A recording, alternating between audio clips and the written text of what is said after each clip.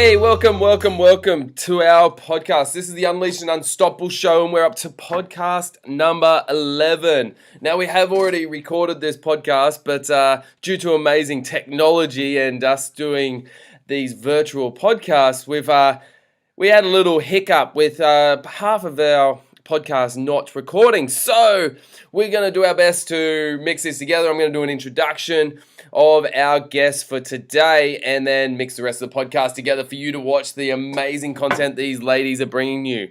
But we've got two guests that we are I'm going to introduce in a sec that we're interviewing for our podcast. All right, so we've got with us today, we've got Cath and Jo from Positive Living Skills. These ladies are absolutely amazing and they've got so much value to give and have a huge mission to impact our world through our next generation.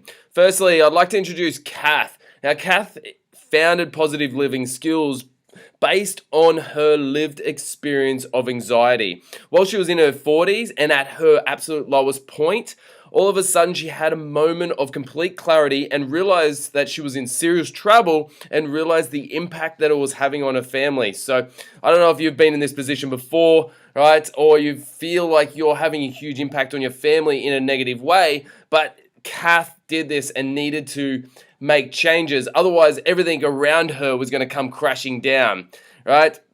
But we've also got Jo on. Now, Jo's had a very successful career in the corporate world for about 20 odd years. She found herself in her mid-40s or so, facing life without children of her own. She had a reality that she didn't expect when she was younger. Her mum and parents had said to her that when she finishes school, she's got to get a great job, she's got to meet the man of her dreams, she's got to get married, she's got to have children. But as life does with us, it throws us a lot of challenges, and she had the one where she couldn't have children. So she needed to find a life of meaning and purpose, right? So this is where she became a primary carer for her sister, who experienced a major stroke in 2008, which left her unable to walk or talk. Now, as you can imagine, that's a big thing to have to take on, right? So with both of these ladies, they've got lived experiences to share with you and create massive impact with this world, and they're starting to do it through our next generation. So I'm going to leave it there and allow these ladies to share massive value with you, and they're going to share 6 concepts of their business at the moment, their program, where they're having huge impact with. So I'll leave it to you ladies. See you soon. It becomes part of that person's identity. So if we can help teachers to see that, and therefore through the conversations that go home to parents as well, then we can if we can remove those sort of labels, that kids have all the opportunities. I was just going to say, as a parent, I wish I was like you young guys now bringing up your young children. I didn't. I probably made a hell of a lot of mistakes as a parent, and not going back on that is really key to me moving forward on my own personal development journey and staying out of that. But it is, and that's one of the things that drives me as well, because building this as a culture. So starting young, we're giving that, they're all learning these skills. It's building that culture of kindness and empathy and compassion, and building that self-esteem and confidence, and giving those kids, as Jo said, those peer support networks. It's really vital, and we can't do much now with this generation other than that, unless we're on the journey of self-development. But and I just, it's so great that so many people are young like you guys moving into that, because I would have what I could give to go back in time, but you can't, and you can only do what you can do with what you know now. My kids, I'm friends with all my kids, great, friendly, fantastic relationships, and I was just a strict overbearing mother because of anxiety. They weren't allowed to go into a pool. They all used to have to run up to me and I've got nothing in my mouth before I'd let them have a swim, and I was just overbearing and just nonsense, and I think, back in time. But anyway. So what is and Dean just said that the recording had stopped at some point before, so I'm hoping that we got all that damn good stuff. Bloody hell, it's just been a really good conversation so far. I'm going to be so upset if it hasn't. So just in case it hasn't recorded, I'm going to do a quick little recap of what we've covered so far. So far we've been talking with Cath and Jo about how they're currently creating positive impact in the schools, working with primary age children and also preschool as well. And what they're doing is they're teaching a range of different skills, focusing on psychology, emotions, so EQ, and it's getting a really, really positive reception. So currently they're in 70 schools. It's been a long process, a lot of challenges, because both Jo and Catherine don't come from a traditional academia background, which in my opinion isn't necessarily a bad thing, because what you do is you bring in real life experience and a different way of thinking. And currently right now, they're 7 years into this journey. They're getting massive positive feedback from the preschool kids, with the primary school kids. And what I'm going to talk about right now is, I guess, what the big problems that you see kind of are, and how your program is helping cope with those. So the first thing that you did mention that you've got this thing called highlights. So what's that about? What's the problem that kind of fixes? Can you kind of walk us through that? Yeah, for sure. So there's 6 core concepts in the preschool program, positive living skills program, and the primary school wellbeing program. And then the primary school wellbeing program extends on another 6 concepts for years 3 to 6. But these 6 core concepts some of them come from the work of Dr. Terry Orlick, which we then expanded and put into these scripted approaches for teachers. So it's an intentional teaching approach around mental wellbeing that teachers then deliver to the kids. But their highlights is a concept that Terry's done a lot of research on over his 40-year body of work. So he's Canadian-born expert mental excellence. He's done a lot of work with for high-performance athletes, opera singers, or people that need to maintain a high level of focus to be able to perform at their absolute peak, and also then be able to keep their mindset okay to keep performing. So, and one of the keys his concepts is highlights, and that's really, I guess, if you talk about the problem in our day and age, and it probably is similar even if you look backwards in time, is that we can be looking about getting stuff, or we can be looking about having a more highly exciting experience. So with all the stuff that's about, all the technology that's available to us now, everything that we've got at our fingertips, what constitutes joy? You know, and for some people, they put that into the future, or when I have a better job, or when I've got a bigger car, or when I have more money, or when I'm fitter, or when I'm whatever. So it's bringing, what highlights does is brings that feeling of joy into the present moment. So highlights are available to all of us on any given day. So they don't cost money. They're in the experience we're having now is exchanging information with like-minded people. They're in smiles with friends. They're in hugs when we can give them. They're in, walking down the street and feeling that breeze on your skin. They're the things that, so they're in nature, they're within us, they're within relationships, they're within personal accomplishment. So Terry identified 7 sources of highlights. And what we're doing with this is building what neuroscientists call experience-dependent neuroplasticity, which is a bit of a tongue twister, but what it does is saying the more you stop and notice the experience you're having right now, and that's a joyful experience, that's where happiness is. It's in the endless moments of now, not in the future when you've got more stuff, or when you've achieved another goal, or when you've arrived somewhere else. So that helps us, and that's teaching kids those things, and just with a simple clicker as a tactile way of counting or noticing or whatever, it's helping them to notice those little things that are in us. So we're desensitized. What kind of responses are you getting from the kids as they kind of do this exercise and actually adopt it? Yeah, well, they're coming to school either. A lot of schools make highlights a part of their morning and afternoon rituals. So, they might come in the morning, they might have a little circle or something like that where they're checking in, and they're all going, well, my highlight, one of my highlights. Because the thing is, it's not just, I've been on a big overseas trip and people go, what was the highlight? Well, it wasn't just one. There was about 25 to 50 every day, and that's the thing. It's not just you just have one highlight. Simple joy. Simple things. All the time. Yep. Yeah, so kids are bringing them into school in the morning or in the afternoon, going, well, I'm looking forward to getting home and playing outside for half an hour, or I'm looking forward to running with my dog, or I'm looking forward to, so it's just focusing on those positive things, because they're the simple things, that they're the big things. The little things are the big things. Not competing about, well, I've got to have the biggest toy, or I've got to go on the most fantastic trip on the weekend to make sure that I'm happy. So that's sort of it. As you're starting to say before, it's because they're becoming desensitized to, I guess, what they have.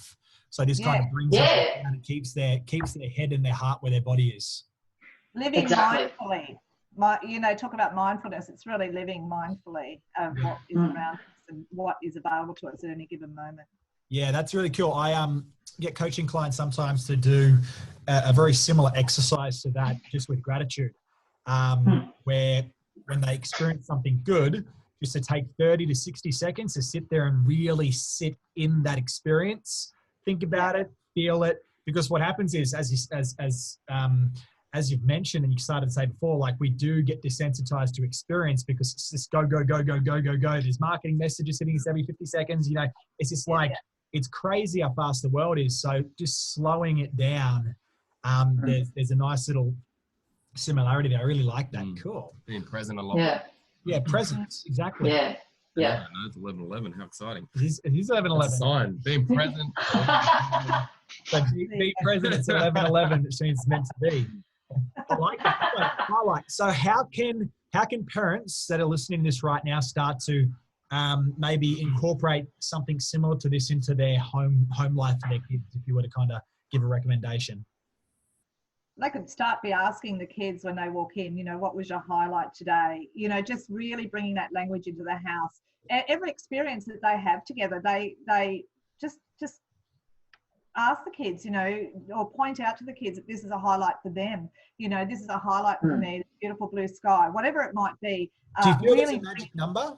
Like, say, for example, the kids came home. Is it like, what was the one highlight for the day? Was it the three things you like from today? Is there like a magic number? Tell us your highlights.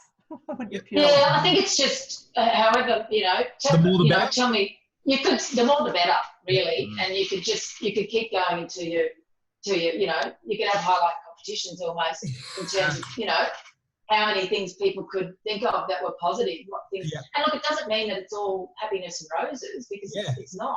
But what it's doing is bringing your focus to the things that are working. And in the extension program, we talk about the appreciation as well as one of the whole units in the extension for the years 3 to 6s. But at the younger level, it's just, how many are there? Let's count them. And, Dr. Terry Orlick used to talk to us, and he'd go on a run with his dogs around in Canada right next to a lake, and he'd run, and he'd use the counter, and it'd be up to, 150 or something like that, because he'd be like, I saw that bird, I noticed that thing, I look at the way that light's flipping on the snow, because he lived in, obviously lives in really cold awareness is key, really. Awareness of talking about, you think about just general things, walking in the door, how's your day? Oh, bloody traffic, this, whatever it could be, that's our instant default, and I know sometimes when I do it here, or Marcus walked in the door, I'll just say, so that's your low light, now tell me about your highlight, what's happened out there today, and it's just awareness, it's just remembering that and bringing it, repetition and practice to do it, but bringing that language into the house is really. I was about to say, this would have a huge impact on relationships too, right? It's like, how often do we walk in, just like you're saying, and we're just like, oh yeah, shitty day, this and this, bitch. But if we had those little moments where one of us was to say, all right, let's turn it around. How was your highlight, or what were your highlights today? Bring awareness back to I love it. Have you heard of, I think his name's Dr. John Gottman? Gottman Institute. Yeah, I think I have, The 5 to 1 principle. So he could look at a couple, and with a ridiculous amount of accuracy within a short period of time, be able to accurately predict whether that relationship would last or whether it would end. And what he discovered was, if there was a 5 to 1 ratio, so for every negative, you need to have 5 positives to outweigh the negative. What I really like about this is that you're bringing the attention to all the positives. And if for example, the kids did have like 3 bad things that happened during the day, 3 lowlights, if you would, being able to outweigh that with, 15 positives. If you follow the same principle of what Gottman noticed, then You're doing a really good thing for their psychology. And second to that, it's quite funny when we talk about relationships, this is a bit of a side note. He found that when there was an 11-to-1 ratio, I think it was 11-to-1 ratio of positives to negatives, a relationship would end as well. Ah, If there were Wow. 11 positives and 1 negative, a relationship would end. And this is the dreaded No word. contrast. It's no contrast. boring. Yeah. The word that men hate, boring. Never call a man boring and never insult his manhood. absolutely. Isn't that interesting? I don't know how I survived that. I have been married for like 34 years or something like that. And I remember. So you were married in primary school? Yeah. Oh, thanks. Oh, you're a good boy. I remember one day, I used to be, when I was in my anxiety bitchy mode for many years, and I remember my daughter saying to me, I was bitching about my husband to my mother, and I missed a turn off on the highway. I was driving somewhere. And she said to me, she's in the back of the car, she goes, well, Dad's not in the car now, Mum, so now who are you going to blame?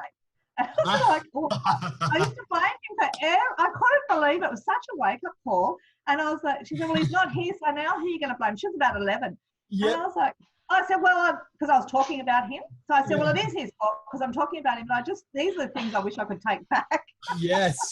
But he shouldn't have annoyed me so much that I was bitching about him, because of course nothing was my fault. It was everybody else. It never is our fault, is it?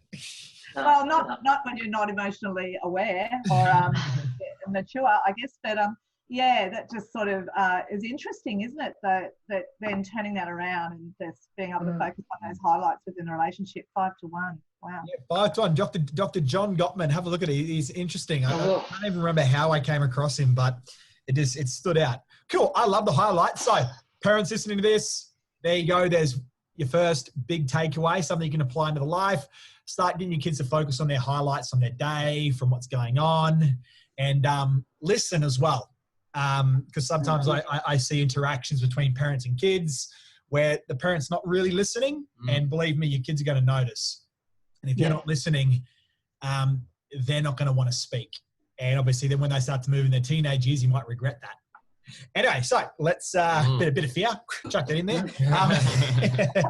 So the next thing that your program, I've just written it down right here so we can kind of go through them one by one. Yeah. The next thing that your program focuses on is obviously emotional intelligence. So obviously, lots of negative emotions are being felt, anger, anxiety, stuff like that. So I'll let you take the floor. So how are you kind of approaching that with kids? Yeah, well, that's, we do have a negativity bias. So that's I think a word that Dr. Rick Hansen brought out. So we do notice the negative before we notice the positive, which is probably why it relates into that 5-1 thing. But we do, and we need, so, we need to be able to focus on the positive, but we need to also understand what it is we're feeling and be able to identify those emotions and then be able to work out what to do with them. And then, we're meant to feel that contrast, so we have to have that contrastive experience, as you say, because it would be boring. If everything was going our way and every life was happening exactly how we wanted it to, and if we knew that everything that was going to happen, we wouldn't want to do it. Wow. So, we need to have the contrast, and so every feeling is valid. So then it's just a matter of understanding what feelings are. So our programs help educators to teach young children about the different ranges of emotions. So obviously at the younger level, that's it's fairly simple ranges of emotions that they identify. That's one thing I just want to chuck in for the people listening and watching. You're actually helping the educators implement this stuff. So you're not necessarily going in there and doing it with the kids. You're actually giving the tools to the educators, which are an important distinction, I think. Yeah, they're the professionals. They know they're entrusted, and they have the responsibility to spend this time, and so they then have more tools in their toolkit, and they're getting the benefits from learning about it as well, but helping those kids to understand about feelings, understand about other people's feelings, understand that everybody's different, understand how to be kind, how to have empathy. So one of the lessons is called kindness, one of the lessons is called empathy, and building that support, so that what they're seeing then is kids going and actually supporting each other when they're having a down moment, and then Possibility helps with that too. But and then being able to learn. One of the key things is changing channels. So we have strategies in there and ways that kids can change channels and what the feedback is, the kids are doing that. So, you know, and the teachers are going, what channel are you on right now? And then that kid goes, because they know that they're doing it themselves and that they have the ability to change it up. And then they'll go, well, in a minute, one little girl, I interviewed a mum and her little girl, and she said, well, what Elise, I think it was, does now. She says, I'll change my channel in a minute, Mum. And then in a minute later, she goes, okay, I'm right now, I'm happier now. You know, so it's helping kids to have that and the kids to ownership. And the kids to support each other, to help each other to change channels as well. So if one of their friends is a little bit sad, or, you know, they might go over and do a funny dance, or, talk about something happy, or remind them to change their channels. Yeah. Think about something different. No, that's really cool. I can literally imagine kids, like an upset kid, and then another group of kids coming over and saying, "Hey, what channel are you on?" Yeah, channel surfing. So testing them all out. I love it. That's a really, really cool metaphor, because obviously you've got control of your channel, you've got control of the TV, you've got the remote. So I really like how simple and easy to understand that metaphor is, and how fun. It also has got an element of fun too with the kids. So I love that. That's really cool. Yeah. Well, and they do decide. It's their choice and their responsibility to decide to change it. And then it's not sort of the parent or the educator is going to stop doing that and stop crying or stop whatever, because the emotion is the emotion, and when the child is in that state, they're not going to be able to be told what to do anyhow, or have the cognitive ability. They're in that different mode in their minds. So do you teach the educators some strategies to help the kids change their channel, like moving their body, breathing? Like, how do you kind of approach that? Full of strategies to be able to do that. So particularly when we're talking about physiology, so we do lots of different things. So we do, like, highlights buys into that as well, you know, so we might have them remembering highlights, lots of different ways that they can think of, to strategies that they can install to be able to shift those channels. So the whole program, it's just littered with lots of skills and strategies. Yeah, and definitely movement, you know, and processing that stress that they're feeling, or you know. What's the differences in reception from, like, your primary school kids with this part of the program, and like the kindergarten, preschool-y kind of kids? Like, what's the difference you're seeing in regards to application and feedback? I guess the primary school kids are probably, you know, just having that slightly older age group being able to sort of realise that they can help friends more, I suppose. I mean, although that's being reflected in the preschool kids as well. They're going up and consoling each other and that as well. So I don't know if you have anything to add there, Cath. No, I think preschool, I think they adapt really. I think the children in preschool are really adapting very, very quickly to the concepts that they're learning, and the feedback has really indicated that. Within primary school, we obviously the teachers give us the feedback on that.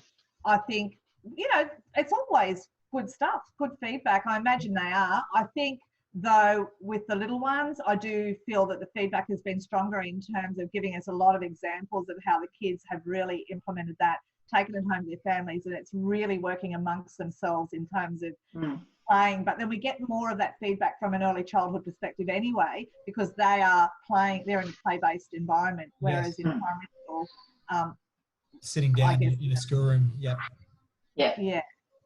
That's really exciting. I love what you ladies do. It's so great. So if you were to give like this one actionable takeaway for parents that listen to this now that they can apply into their home life, what would that be to help with emotions?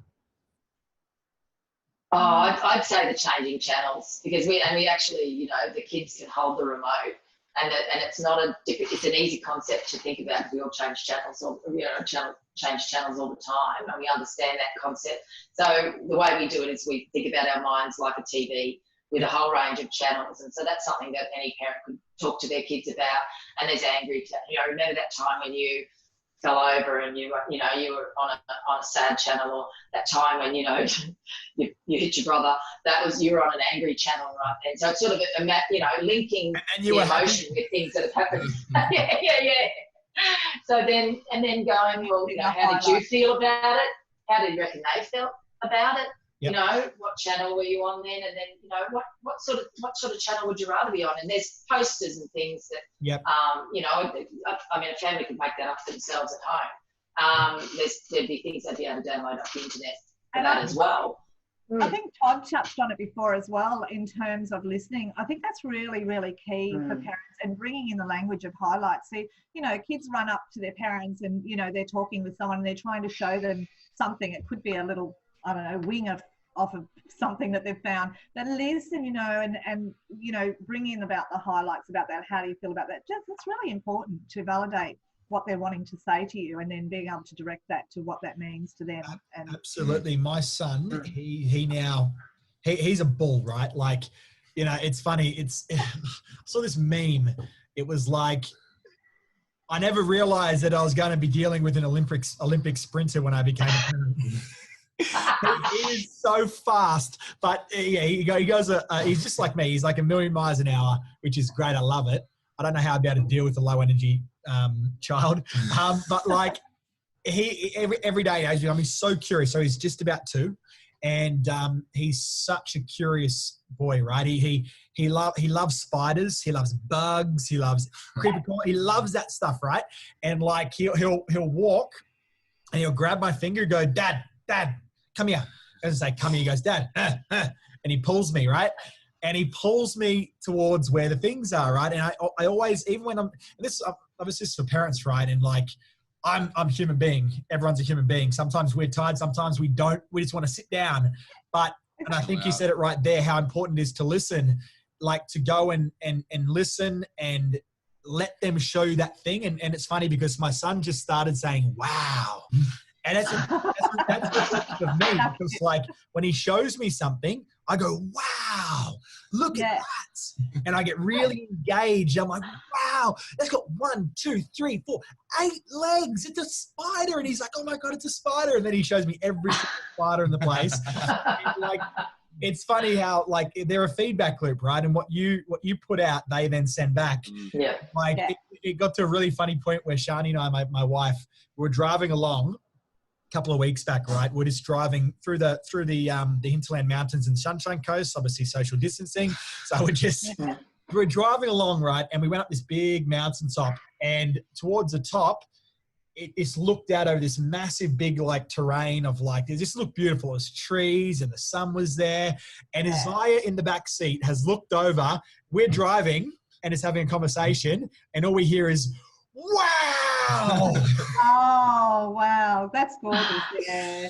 And like, I think he wouldn't want to show me as much stuff if I didn't reward him showing me. Yeah. And like, it's so important that we don't shut our kids down when they're so excited, because like that kind of stifling of excitement, that kind of stifling, like that leads to stifling of creativity as they get older. It leads to stifling of their confidence, their curiosity. So like, it's such an important thing, I think. We do it, but we don't want them to overtake our lives either. So we do, there's a time where they may be coming up and wanting our attention 24/7. So it is drawing that line, but really acknowledging and just listening and pointing out that it is a highlight, bringing the language in. I like to make the times that I do acknowledge what's going on, I like to make it worth it. So I get really excited. And then I'm like, okay, that's enough. Relax. Get out of the damn garage, boy. Jesus Christ. Because he's got no fear. He walks in at night time. It's pitch black. There's this, and like we'll be sitting there, and he's gone out to the garage, and he doesn't turn lights on. He's just like out there looking at spiders. He's so funny. But anyway, I digress. But that's the thing, that's the simple things, isn't it? We're talking about that. That's exactly what we're talking about here, because it is those simple things. That's his highlights. They're the simple joys. And so when something's going on and he's sad, you can just remember when you saw this there, or remember when we went out and you saw that, remember that, and take them back to that feeling. So, because that's what we want them to do. And then they're changing their channel. Yes. And I think there's, and the bit in the middle of that is, oh, look, you're sad, your toy broke. Yeah, you're sad. He's validating the feeling that they are having, and that it's valid and that it's real and that they've got a reason for feeling it. Or yeah, you hit your brother, you were angry. Yeah, you were angry at that. I can see that you were angry. Now, we move on. So it's not just sort of eliminating that any emotion that it's not necessarily the word negative, but that you don't want anyone to hang on to it for a long time. So don't ignore it. Validate it, but then help them change it. Validate it, but then change it. Yeah. Or give them paths of how they would like to change things or guide them. Yeah, I think that helps us in personally as well. Like the more we do it and more we're aware of it with the kids or our partners, the more we start to acknowledge our own sort of things that are going on as well to work out what the highlights are for the day and focus on them as well. Yeah, absolutely. Exactly. I mean, it's been vital. That whole focus, we're going to probably talk about focus in a minute, but that's that's a big thing. I'm going to use this. We're having another baby very soon, my wife and I. So when we're in the delivery room, I go, honey, come on, what channel have you got on? You better be within you better be outside of arm's distance for that. You'll be on the other side of the room when you say that, right? Yeah. I'm getting healed to the face. When we had our baby, I wouldn't know what was going on because I passed out. So. For heaven's sake, are you serious? Oh. I wasn't. I was right there. I watched the whole thing because I'm so curious. I'm just like, what's going on? I'm like, but we did hypnobirthing. So we did hypnobirthing. So there was a lot of that stuff going on there. And Shadi was amazing all the way up until the end. She had no painkillers right to the end, and then she had a bit of gas. But she did a really good job. But well, they definitely. You forget it. You just want then the highlighter rides and the low lights on. So let's talk about focus because we landed there. So the next part of the program and what we're looking at is obviously kids and their focus. So can you talk to us about that? Yeah. So we talk about focus. You go. No, you take it. Yeah, no, you do it. I was going to say we talk about focus in from different perspectives. We talk about focusing in the present moment, which we've talked about, throughout. So it's really just every concept here primes for the next concept. So it is really about focusing in the present moment, giving skills, focusing for learning. So we have some lessons in there, focusing to learn, focus to see, focusing to hear, really doing some activities around that and focusing through distractions as well. So, and focusing in positive ways. So again, it links back into those highlights of, it's that analogy, and it's a different analogy, I guess, but you're just talking about something like that a second ago, but it's like that warehouse analogy of you go in and, where you shine your torch in on one side and there's all these things that are upsetting you, and then, you're holding the torch and you're shining it on the other side and there's all these fabulous things that you really want to be. So, who's holding the torch? So that's where we're teaching the responsibility and accountability and, how you can direct your focus. Yeah. No, I like it. I actually, I wasn't gonna, but I'll do it anyway, real quick. I'll draw. I'll see if I can be a technical guru right now.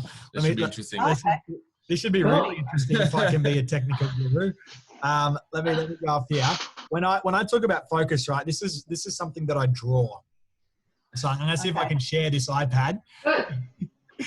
Ready? Oh, where are we? Is it working? Oh, we're getting a screen. Yeah, starting. Oh, look at that. Oh, fabulous. Yay. All right. Yep. So, and then let's make this so that everyone can see everyone. There we go. So when I talk about focus, right, I'm very visual, so I like to draw things. But I want to do this diagram in regards to quadrants.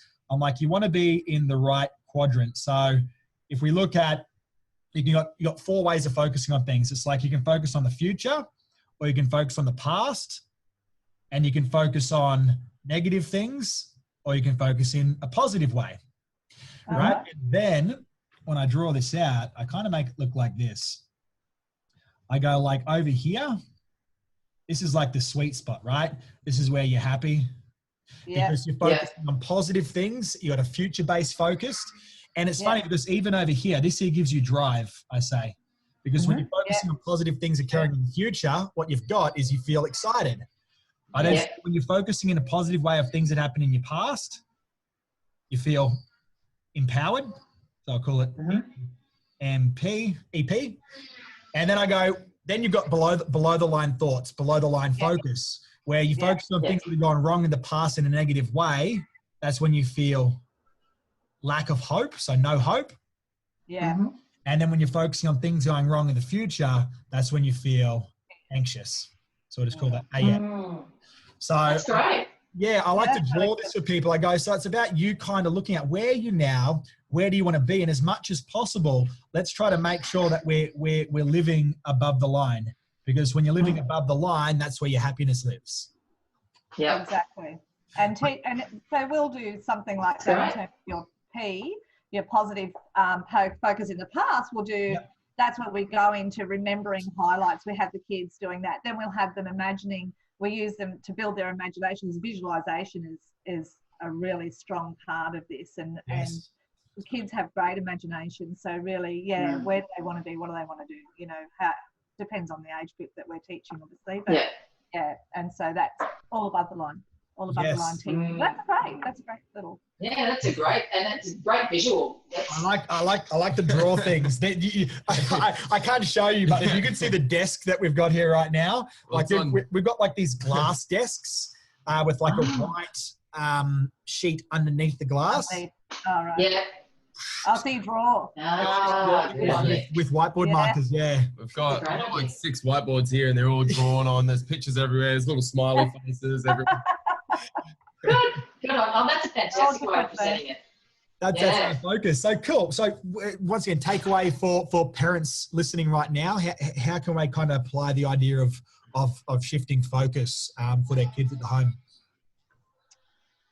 Well, I guess it chimes in, as Cath said, all these concepts prime and each other. And I think it's just, I mean, you can, for certain age level kids, you can present above, below the line, and you can certainly present your concept there of future, past, and above and below, because, and we do one with our teacher professional development where we do, above the line thinking, and we do put a lot of words up the top and a lot of words down the bottom. So when, we're in blame or justification or all of the excuses and all that sort of stuff.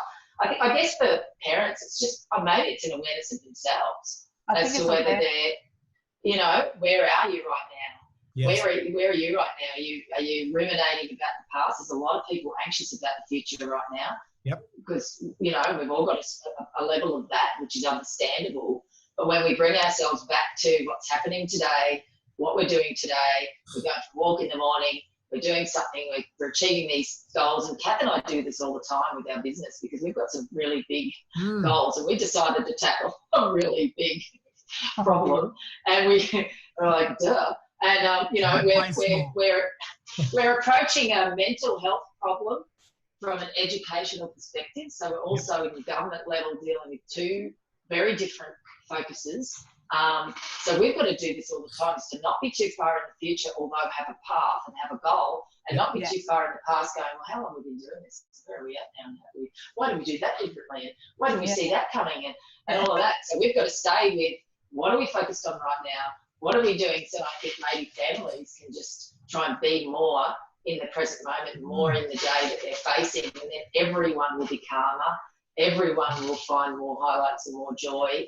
And really connect because they're not in the past and not in the future. Maybe that's something that's a takeaway for them. Yeah, wonderful. So. Awareness is key. Yep, absolutely. So the next 2 things we've got here is relaxation and cooperation. So walk us through those ones. I like these. I put them together because I feel like you're going to give a good explanation when you talk about it together. This is my vibe. Do you reckon they cooperate? Well, I guess for relaxation, we all need to learn. I mean, we've got more stress in our lives than we've ever had before, whether you're a parent, whether you're a teacher, whether, you're a sister, brother, daughter, son, whatever role you have in today's society, we seem to face a lot more challenges, and we do have so much more coming at us all the time, that finding that, giving yourself permission to relax is a big thing. Yep. And being able to make that a priority, and then know ways that you can do it in as little as a minute, or if you want to do it for 20 minutes, that's great. So in the program, we have a lot of guided relaxation experiences for kids. Yep. So it takes them on a bit of a journey. One goes to space. They'd be floating on clouds. They also learn diaphragmatic breathing, so called jelly belly. So it's where they're really, so it's when you're pushing you're breathing out through your tummy, because that activates that relaxation response in our physiology. So I was going to say, I thought I've got a jelly belly now that I'm a dad. You guys look pretty fit. You do a lot of exercise. Talking to the wrong person in me. Yeah, well, relaxation is essential, and we all need to do it. And we must make time for it. We've got to rejuvenate. We've got to replenish. It's the only way that our bodies and minds are going to reset and get ready for the next stage. And from a cooperation perspective, it's how are we all working together? How are we teamwork, trust, respect? They're the concepts that are part of the cooperation part of the program. And at an early age, it's very much based on inclusion. So the little kids are left in. So when there's some games going on, because traditionally we learn about being chosen through a team or being missing out or whatever. And as we get older, certainly that's going to happen. We're going to need to know how to respond to that. But when kids are little, our cooperation activities are based on inclusion. So you might come out of that group because you didn't follow Simon Says's, whatever it is. But then you get into this group and you keep learning, because it's now giving those young minds as much opportunity to learn by their mistakes as much as by their successes, but they just don't sit out.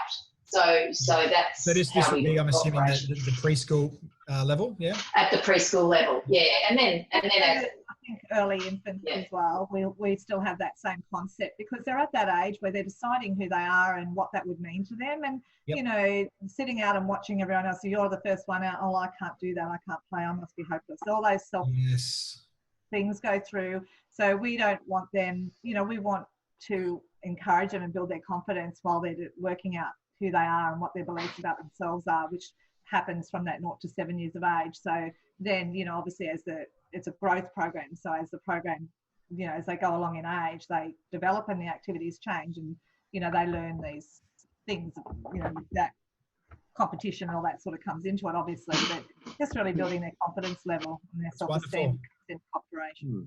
It's really great that it starts young as well. And with the relaxation stuff, so in regards to implementation, this is kind of being seen rolling out across the schools, because there's obviously 70 schools, so you've got a good little batch there to kind of draw from. Are they taking times out at certain parts of the day to do the exercises, or how does that look?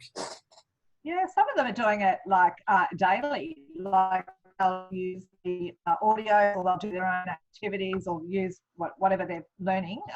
They'll do it daily. In the early childhood arena, they constantly they'll do that. It depends on the energy levels of the kids, what they're wanting to achieve, but they'll definitely play a relaxation, or they're only about 5 minutes. This is a Terry Orlick thing. They're fantastic and the kids love them. So that really settles them, and they'll do it after lunch maybe, when they've all been revved up out there running around and whatever. So they are doing it constantly. Do you have like a certain perception on the different kinds of relaxation? Because I know as adults, I hear it quite a lot from the fitness industry. It's like, I just want to relax. And by that, I mean, I want to sit on TV and watch as many Netflix shows as possible. But I know Todd and I do a lot of breathing techniques every day and meditation and hypnosis every day, because the feeling we get from it, from just shutting down and actually giving our body what it's needing, rather than, sitting on the couch and just doing absolutely nothing and taking in Married at First Sights. Stuff like that. That's like, what's your perception on the different kinds of that sort of area with people, do you think? I think that you've got to have a balance maybe of both. So there's time off, there's time off being on, which is, sitting down and maybe binge watching some shows and just checking out of all the responsibilities we've got in terms of work or whatever else. But that's not a pure relaxation response. So I think it's important then that we also have that time where we actually stop and be, the power of now. We can only do that when we don't have any sensory stuff coming in. We're just, perhaps with our eyes closed, perhaps just focusing on our breathing. We might have some guided some people really like to be guided along that journey in terms of audio, which is good too. But the more that we can actually stop and just be in our bodies and be in that present moment, I think there's just different interpretations of what relaxation is. But I think we can do that quickly. One of Terry's things is be here, and I use this myself all the time. And it's a real good takeaway as well, is the be here. So we're talking about the breathing. And so for me, sometimes when I find I'm rushing, I'll just stop and I'll just take in, be, and then out here. And I can just settle myself within a few breaths of that. And so that's something that we teach the children, as long as, lots of activities, standing relaxation, there's many different ways, but that's just one of the things that, is a really good takeaway, I think, because we can do that. And that will just bring us back in be here. I like this one too. And I like how this one here, for people listening that may not know, I like the way this one here directly ties in with an improvement in focus as well. So obviously your focus, being able to focus is dependent on having a calm mind, and learning how to relax your mind and your body gives you a calm mind, which means that you can focus more as a kid. And I particularly see, this is a personal area of interest for me because I was diagnosed with ADHD when I was like 5 years old, and I was put on Catapris, dexamphetamines, and Ritalin and everything like that. All the fun stuff, right? All the prescription speed. And like, if I had something like this, I reflect, right? If I had something like this to calm me down, like if you're not taught how to be calm, how do you expect a kid to be calm? If you don't teach love, how can you be loving? It's like, I really love what you're doing because I see something whole out there that needs to be filled with something good. Yeah, it's awesome. So true. Absolutely. Todd and I do something every day that probably my biggest learning this year is really brought us back to being present and calm, because you're forced to. We do ice baths. And if you're not present and calm in that moment, it's so hard to control your thoughts that's going on and everything else is going on in your body. Yeah, it is seriously cold. But by controlling everything that's going on in your body and your thoughts and your mind, it's really easy, or a lot easier, to be able to control what the temperature's doing with your body. One thing that's really self-control, isn't it? I have a cold shower every morning. Does that help? Exactly. I have a cold shower every single day. Yeah, it's exactly. I saw exactly the same. Yeah, I saw one of your videos because I'm connected with Hayley Wilson, who you know as well, and I saw her get into that. Her video of getting into that ice bath. That's fantastic. Yeah, it is. It's so good. It's just. I don't know if I'd sign up, but I would try. It's all about, once again, it's the importance of being present. I said it before. I say it again. Keep your head and your heart where your body is, and like everything becomes so much easier, because like people are either ruminating in the past in a negative way, which makes them feel sad, or they're dwelling on the future in a negative way that makes them feel anxious. And it's just like bringing yourself back into the moment, owning your focus, owning your perspective, and everything becomes so much easier. So the next thing we've got here is self-esteem. And this is a big one. And I think it's a great one to talk about. So what does that look like in regards to what you're doing?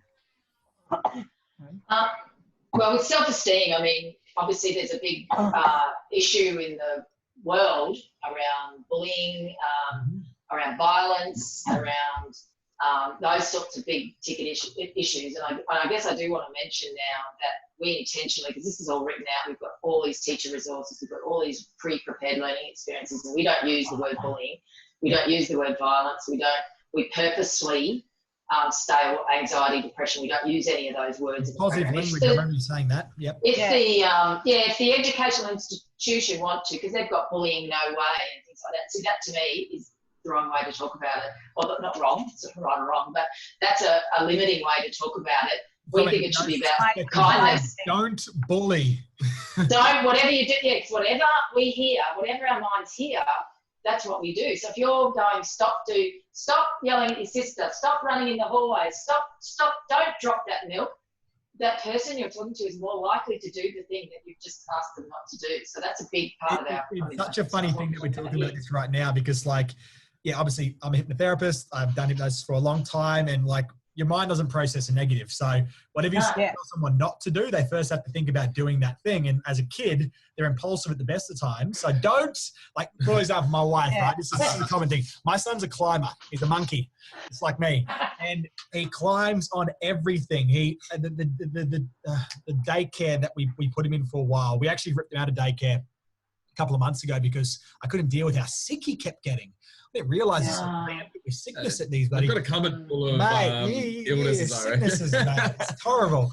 But yeah, they said he likes risky behaviour, risky play, and it's so true. But my wife, right? So he climbs on the couch, and like we've got tiles, so if he fell, it's not going to tickle. So she goes, Isaiah, don't climb on the seat. I said, Johnny, no. Tell him what you want him to do, not what you don't want him to do. So like, and you'll hear climb that. down. Yeah, I tell him, I say, on your bum now. So direct hypnotic command, on your bum now. And it's such a funny thing, right? He looks at me and he goes, and he drops on his bum. So see, that's it. Because, you know, So that's powerful. what it's about. It is really powerful. And this is what educators are learning through the program, because that's the language that we want them to be using within the classroom, and they're getting the results as a result of knowing that, you know, and implementing that sort of language. And, you know, that's the stuff that we didn't know. And this is the stuff that these kids are going to know for the next generation. And that's what we want to achieve. It's so wonderful. Yeah, absolutely. Stuff like that. It's so funny seeing Shani as well, who is my wife. She goes, it's really interesting. Like, I notice, like, sometimes when I tell, for example, we put Isaiah in the high chair, and she'll go, like, I've noticed sometimes I'll be like, don't throw your feet. He loves to throw things too. He might play baseball or something. I don't bloody know. But he loves to throw things. And, like, she'll be like, don't throw that toast. And he'll be like, looking at her. And people see that as defiance when he's actually following instructions. So that's the thing. So if we can get that across to people, that's a game changer for education and for home life. Because I say, whatever you do, if you pick that thing up and throw it across the room, so help me, and the kid goes chink, because it's kind of what he or she was just told to do. And they don't. And then they get in trouble. They get rewarded with attention, and attention equals love. So it's like a funny little cycle. But I want to get back to something because we Sorry, I just went off track. So yeah, with self-esteem, I guess that the common denominator with a person who might be experiencing on the receiving end of, say, what would be termed bullying behaviour, and the person who's deemed to be the perpetrator, the common denominator is a low sense of self-worth.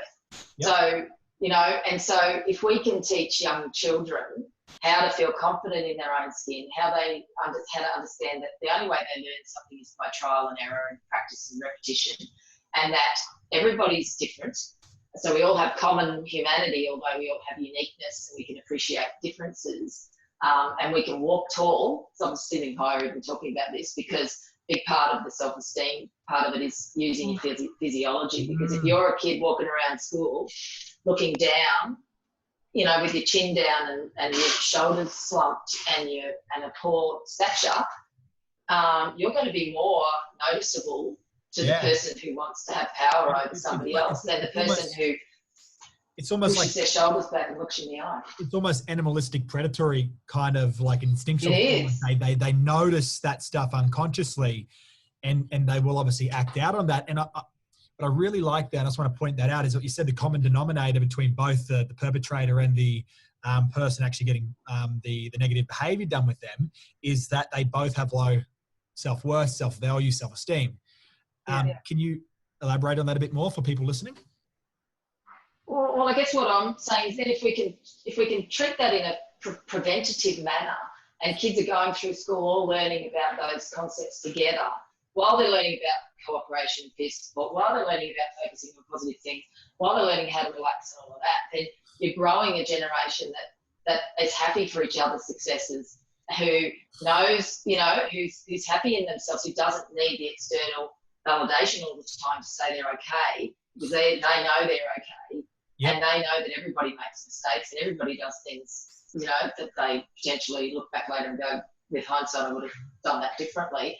So yeah, and if you can focus it in a positive language way, so it's not called anti-bullying or bullying no way necessarily. I mean, we support that the government's running those programs, absolutely. It's absolutely vital, but we talk about it in a positive way of kindness and empathy and cheer, helping Empower each other.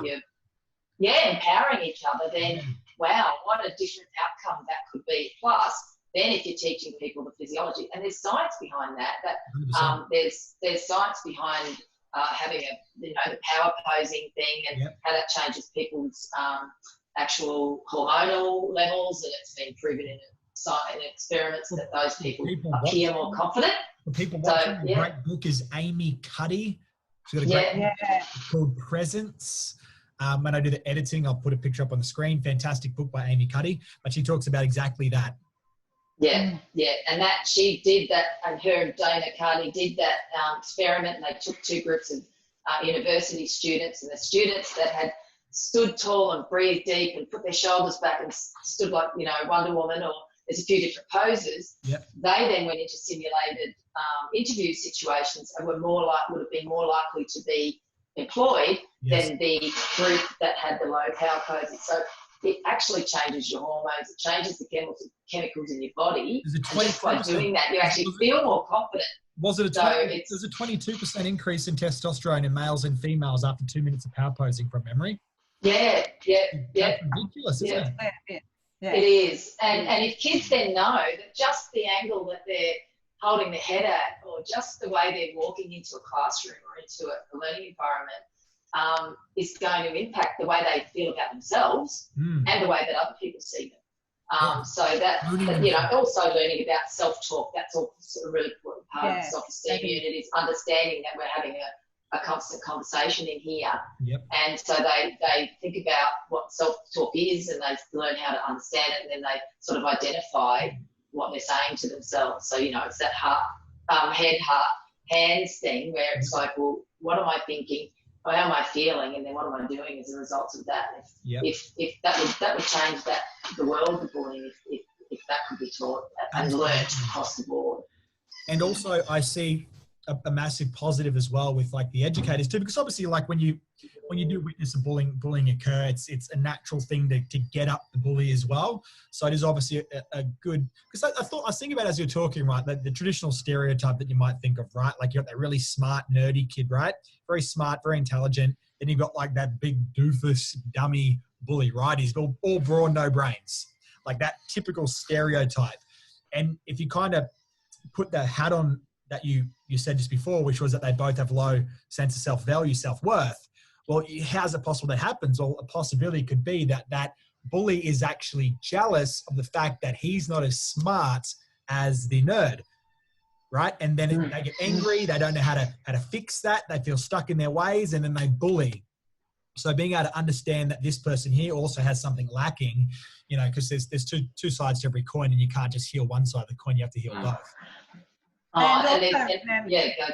I was going to say, like it's, it is let's learn. A lot of it's learned behaviour, or learn not, from whatever environmental factors are surrounding everybody. It's not, we're really not.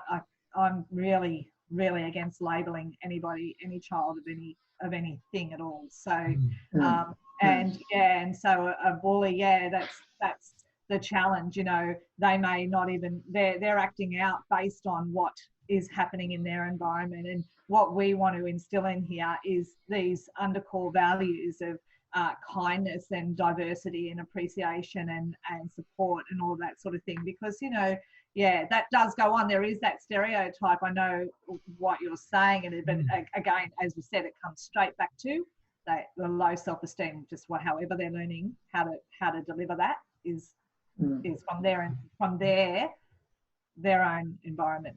What I like about this too, and this is just a thought, is that you'll as this becomes more prevalent throughout more schools, and hopefully this just rolls out like wildfire for you ladies, because I think this is going to have such a positive impact in the world. Yeah. What I also see happening too is that, obviously the question that I'm very I look at all things, and it's like, okay, you look at this, like, okay, so this kid here, this program may not even resonate with them because they've got such I call it what is a fucked up home life, right? It's a mess. there's violence, there's drugs, there's this stuff at home. But what I see happening as more and more, it's like the herd mentality, right? As more people around that one that has really messed up home life are adopting the positive pillars inside of your program, it'll have that herd mentality impact on that one that won't necessarily, if just being taught to that one kid probably wouldn't accept it, but because everybody else is doing it, it's like that herd mentality. So, and that's kind of feedback what we had. We spoke to a school principal at one time a little while ago, and she was saying there was a child in the school that had been difficult to know, was a difficult personality amongst the mix. It was only a small school. That child was away for some time for whatever reason. And this program had been delivered and all the kids were interacting. Everything was fine. There'd been no problems amongst the group. This child came back into the fold and trouble started again. Then what happened was it turned around. This child realised that I'm not having any impact because they all had that herd mentality of no, that's not how we are treating each other, whatever their conversations were. I can't remember. Do you remember that conversation, Jo? That was one of the... that was the gist though. And that's why where our approach is every child in every group, in every classroom, because there are programs out there that are pulled out when there's a problem. So it's all of a sudden, now we've got this problem. We'll get out and we'll do this 10-week thing. We'll do this 8-week intervention. Whereas that's okay, but that happens and then it goes back on the shelf and things go back to potentially, they might be better, but they might go back to how they were before. Whereas what this is, and before any kids are singled out for extra support from a psychologist or extra anything, they are experiencing this day to day with their peers, then you've got that opportunity to prevent some of those things from escalating or prevent those kids from being labelled potentially incorrectly or prevent them from feeling different, going, I have to go see a psychologist. I'm obviously broken. There's something wrong with me. Yep. I'm not okay. So having these conversations across the board, that's why we are really passionate about getting it out to be a truly preventative part of teaching, part of learning. So, prevention, everyone talks about prevention so much. It's like, don't wait till you have a heart attack before you start caring about the things that you put in your body. Don't wait until you're getting divorced to start caring about how you behave in a relationship, right? Like, prevention is key. And it's funny, a friend of mine, Dane, he's got a post-war Survive to Thrive program. So he came back from the military and he had severe PTSD and he helped correct his own PTSD and created a program. So now he's got the world's only post-war Survive to Thrive program, which is a prevention tool. And once again, just like this, it's about let's the statistics say from memory, chatting with Dane, 50% of people that leave the military will have PTSD. So 1 in 2 are going to have PTSD. So why don't we just treat it and make sure this is like across the board so that we've got prevention instead of trying to fix the house when it's on fire. Let's fire the house in advance so that we don't have to put out the fire. And that's our thing. Like the government have been talking about, they're investing a lot of, a lot of funding and approach towards mental health, which is very topical, as we know, particularly in the recent years.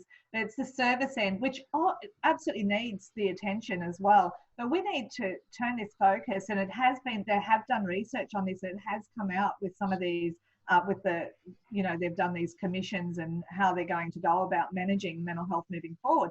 It is focusing. We need to focus on prevention. We need to do this in a way, yet it seems to be, not quite there yet. And we do need to look, in my opinion, and I'm sure Jo's opinion, we do need to look at this intentional teaching approach in terms of teaching well-being, because as we said, the teachers, it's not necessarily up to them. You can't just rely on it coming from home, because we weren't taught it. It's not actually being taught.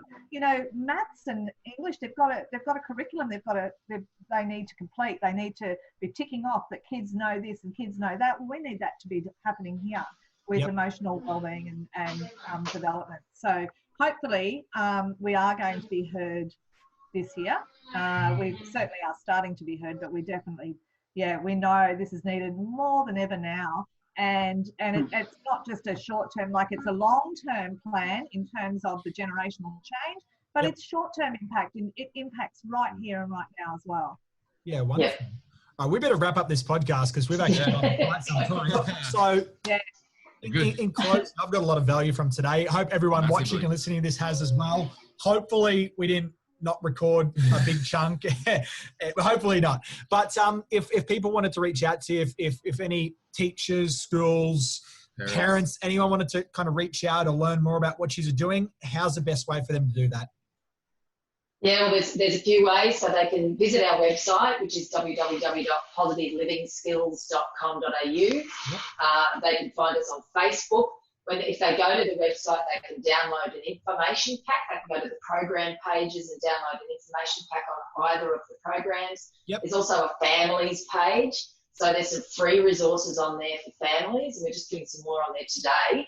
An activity book that is a free download of 55 pages that matches into those 6 core concepts we've just been talking about today. Wonderful. They can follow us on Facebook. They can sign up for our database.